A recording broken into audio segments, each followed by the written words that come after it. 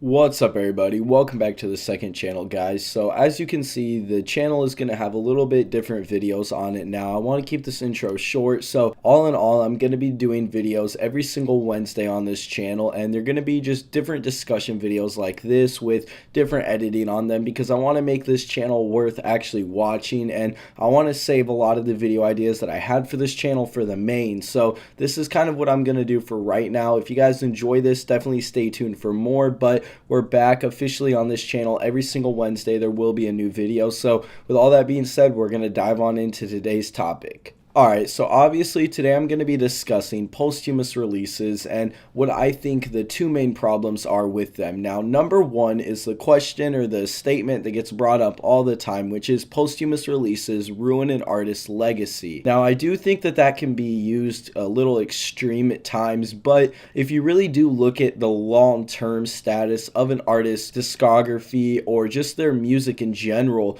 I do agree that posthumous releases do hurt that, and I'm going to list a couple examples for this. So specifically looking at Juice and X, or Pop Smoke even, it fits for all three of these artists very well. Alright, so specifically talking about Juice, X, and like Pop Smoke, those types of artists, I know that posthumous releases have been around for a while, but obviously these are the artists that we listen to the most, and we're still in the middle of getting posthumous releases, at least for Juice, so it fits better using them to talk about, especially because I'm more educated on those topics. But if you think about a posthumous release for us, we can tell the difference between what Juice put out and what the label put out. If you look at Goodbye and Good Riddance and Death Race for Love, we know that those are Juice albums just right off the top of our head. And if you look at Fighting Demons and Legends Never Die, we know that those are not actual Juice albums. They're posthumous projects put together by the label or Grade A or whoever. But either way, we can tell which albums are Juice's and which albums are the labels. Now, where the argument for why posthumous releases hurt an artist's legacy long term,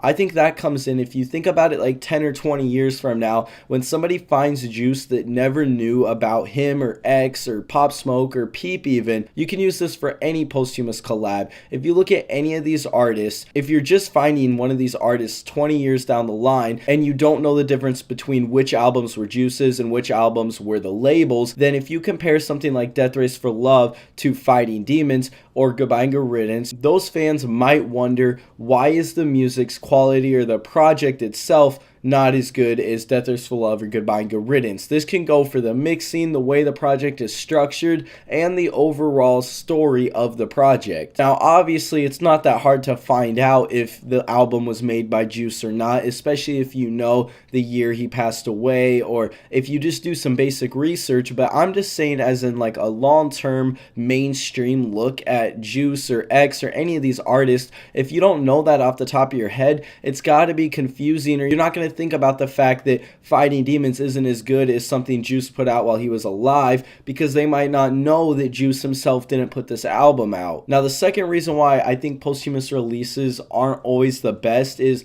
when the labels or whoever's making them just completely disregards what the wishes of the artist were. We saw this with Juice specifically, where he was working on Outsiders, A Naruto Date in London, and Slime World. All three of those have still yet to release, and we know that songs from Outsiders were scrapped and put onto stuff like Fighting Demons and Legends Never Die, so it just lowers the chance of us getting those, which is honestly one of the most annoying things. I think that if a posthumous release is to be done, it should at least fulfill the artist's wishes as closely as they can. Just us as fans and viewers, we've been able to at least structure an idea of what Juice wanted, and that's without us having the information that has and the information that maybe some of the producers or the team or engineers, anyone might actually have. All we know is what people tell us, and we at least have a basic understanding of what Outsiders was supposed to be. Same with the Naruto Day in London. We at least have an understanding of what those were supposed to be. So the fact that we still haven't gotten any of those is a little annoying. Now, if you look at X's label,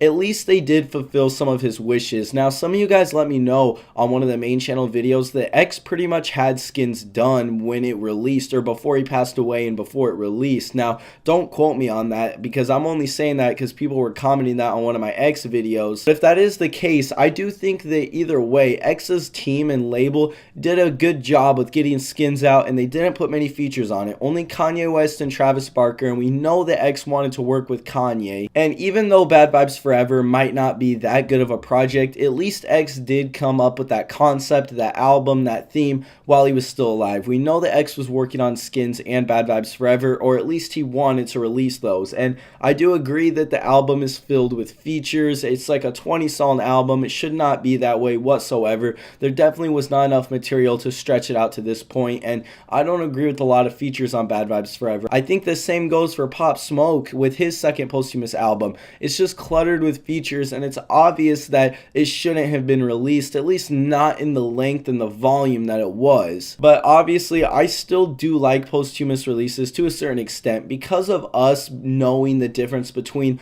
what is Juice and what is X and what's the labels and the teams. I do like the fact that we sometimes get some unheard songs or some new music from these artists, but I'm just saying long-term wise, I do believe that there's a chance it is hurting their legacies if you look at it over a certain length of time. But that's going to be all for this video, guys. If you enjoyed this style of video, this is kind of what's going to be coming out on this channel. So make sure to leave a like, comment, and subscribe if you guys liked it. And like I said, new videos every single Wednesday. Thank you for watching, and we'll see you in the next one.